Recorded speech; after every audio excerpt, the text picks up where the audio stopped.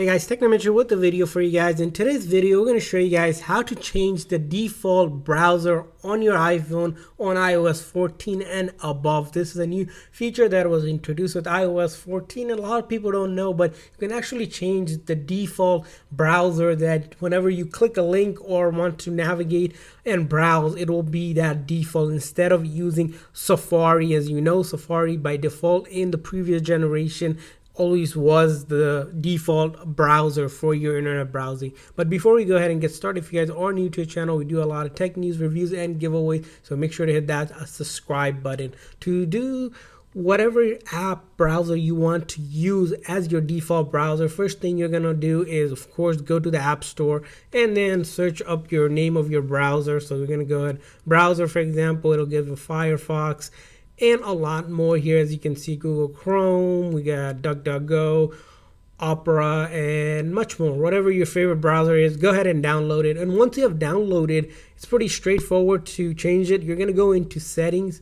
As you can see here, we're gonna be in, show you guys quickly, we're in the settings right now. So you open up settings and then you're gonna wanna locate Safari. And once you locate Safari, you'll notice that default browser app is an option that is available now. As you can see, by default it will probably be selected to Safari, and you can choose one of the ones that you downloaded. So if we downloaded aside Safari, Chrome, and DuckDuckGo, let's say we want DuckDuckGo as a default one, and this time whenever we click a link or such, it will go use DuckDuckGo by default. Or if you want to use Chrome, you can do that. You can also change this by settings by going to the actual browser app. For example, if I go to DuckDuckGo here, as you can see here, this option will appear again where it says default browser app, and you can change it and on and off. So that's how you go about changing the default browser app on your iPhone on iOS 14 and above. Hopefully this video is helpful. If this video is helpful,